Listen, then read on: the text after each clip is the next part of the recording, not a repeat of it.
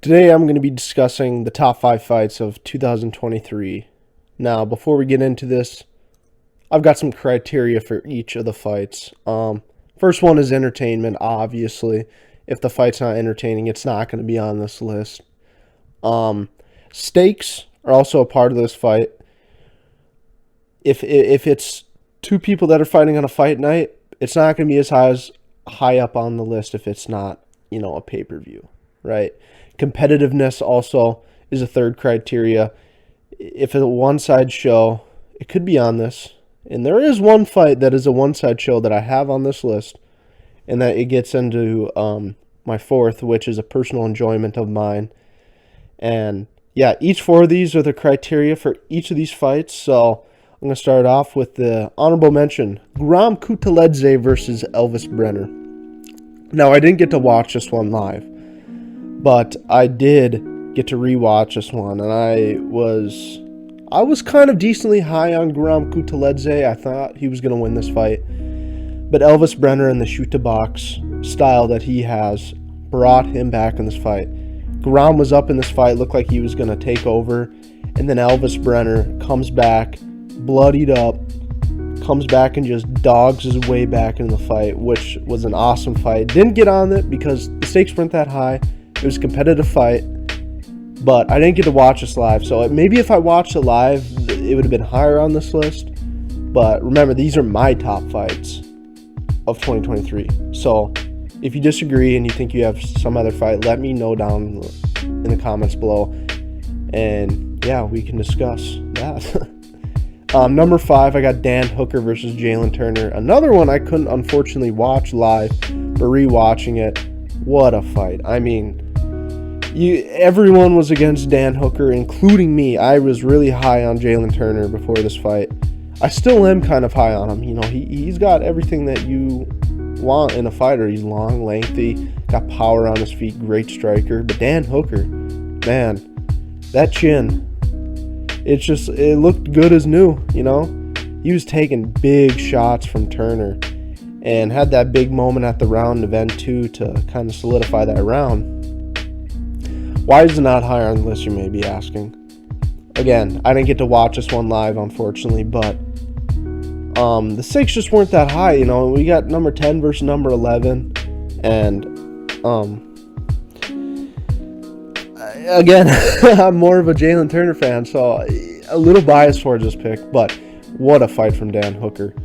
I mean, he really proved a lot of people wrong. A lot of people were picking Jalen Turner in this fight, but he just went out there and said, you know what, screw this. I'm just going to go out there guns blazing, fight my fight, and blonde Hooker, that sounds a little weird, but the blonde version of Hooker showed up for this fight, and man, it was a great scrap while it lasted. Rewatching it, I thought it was a little closer than people gave it credit for. The scoring system in MMA, I might have to make a video on that because it just doesn't make sense, right? 2 rounds of one, it makes it feel like, it's either close or it's not close. I think, if we're going off of what the actual score was, man, it was really close. It was really close, but I do think Dan Hooker won this fight. What a fight. It's number 5 on my list. Number 4, Marvin Vettori versus Jared Cannonier. Now, this is the one that didn't really meet most of the criteria, but it met the personal enjoyment criteria. I remember watching this one live, and I was just stunned how Marvin Vettori took that many shots to the face versus a guy who is not necessarily known for his one-shot knockout ability, but he's got very good pop in his hands and was just eating them like it was nothing, You got to give credit to both these guys. These guys put their bodies on the line for this fight. Marvin Vettori looked good in that first round, but then made no adjustments, and Jared Cannonier, how good he is and how wise he is. He's almost 40 years old. He's been in the game, and he made the adjustments he needed to, and ultimately took out Vettori, by decision. He didn't take him out, but he basically let him out back and shot him. But what a fight from Cannonier. This one, may not be on the top 5 or even top 10 of most people's lists, but the fun I had watching this fight was so fun watching a record-setting performance from Cannonier and watching Vettori eating these shots. Like, how was this guy still standing? Like, it was crazy. So yeah, I mean, this one, I love this fight. I would have put it higher if it was like my favorite fights from the year, but these aren't the best fights, obviously. You know, I had to put this one in there just because of the personal enjoyment I had watching this fight. Number 3, Nazim Sadikov versus Vyacheslav Borishev. Another fight I watched live. Now, the stakes weren't that high, but I think it was a little bit more competitive than Vettori and Cannonier. They fought to a draw, and it was the battle of shifting of the guards in this fight. Each fighter, the momentum switched their way every single time. It looked right away, it was like, oh, Borishev, he looks like he's taking control of Sadikov, and then Sadikov comes back, and it's like, oh my God, Borishev might be out here, and then all of a sudden, the dog within Borishev gets back in that fight and starts tagging Sadikov, and then Sadikov's come back, he's tagging Borishev, and you're at the end of the fight, and you're like, I don't even know who won this fight. And I think this is one of the few fights where you're like, yeah, a draw makes sense for this, because it really did. These guys put their bodies on the line. You know, they put everything aside. You know, they weren't trying to look clean. They were just trying to fight. And that's what I love about this fight. It's two guys on the prelims, right? No one's really, you know, outside of hardcore fans, not really looking at this fight like, man, that's a good fight, you know? And Borishev, he's becoming one of my favorite fighters. Just his fight style alone, the way he just sometimes bites down on the mouthpiece, takes a couple shots to just rip a couple hard punches. Man, and you got to respect both these fighters for going out there. I mean, like Nazim Sadikov, he was down to begin the fight, and he comes back and just starts throwing. And what really makes this fight awesome is what I said. It's the tide turning each moment. It's not no one dominating, you know, one round. It's like, oh, it's every moment. They all had moments in each round where you're like, oh my God, they're gonna take over. But no, then this guy takes over. It's like, it was a crazy fight.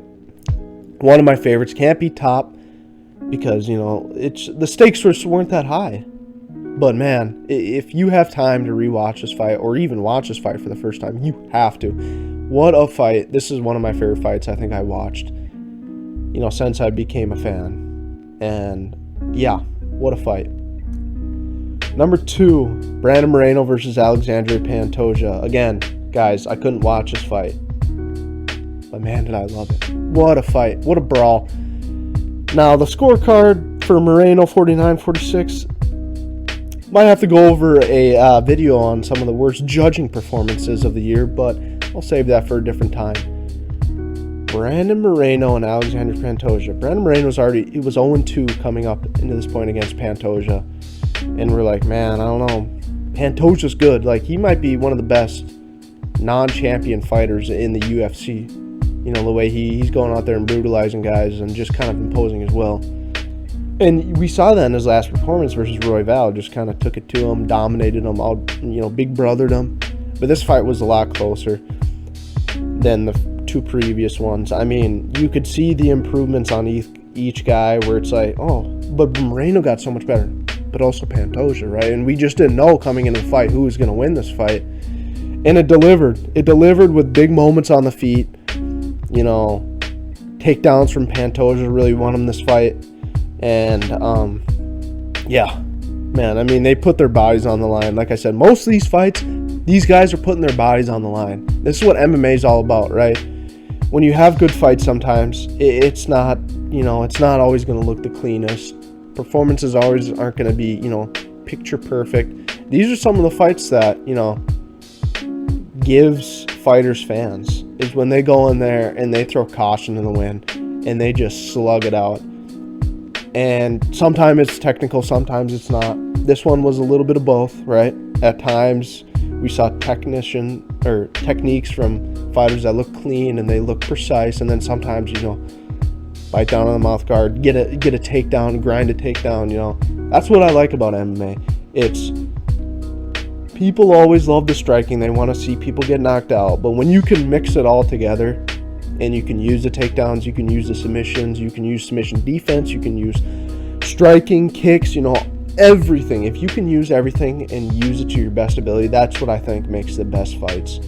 And I think this is why this number 1 fight will be one of probably the best fight we'll see from this year and probably even next year.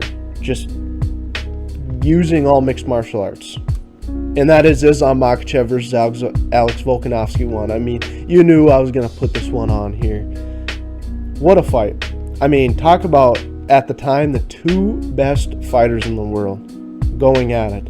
Everyone doubting Volkanovski. Everyone saying he just can't match the wrestling of Islam Makhachev. You know. And then some people are saying, well, I don't think Islam can handle the striking of Volkanovski. So now we're like, oh. Me personally, I thought it was going to be a lot closer fight than people are giving credit for. And especially the odds makers were giving credit for. And it delivered. It really did deliver. This is my favorite fight. And I think the best fight of the year. 2 of the best fighters showing the best skills in one of the best weight classes, I should say classes, because one's a 45, one's 55, and putting on for the fans. I mean, the only 2 ways I saw this fight going was, or 3 ways, was Islam's going to out-grapple him for 5 rounds and win that way. Volkanovski's going to get a knockout in the first 2 rounds.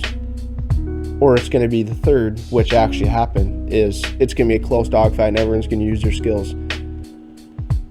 And the narrative switches after this fight were awesome, which I really enjoyed, because Islam Makhachev had great success on the feet versus Volkanovski. But Volkanovski's obviously the better striker, I thought, at that point.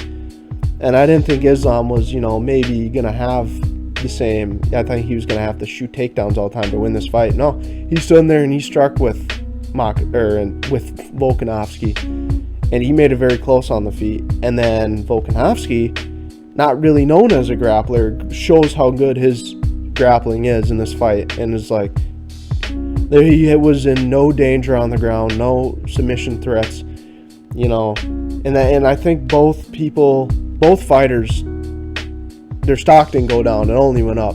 Volkanovski, after this fight, was more loved and only more appreciated, and everyone thought he got robbed, which I don't think he necessarily got robbed, but it was a great fight. I think both guys put their bodies on the line.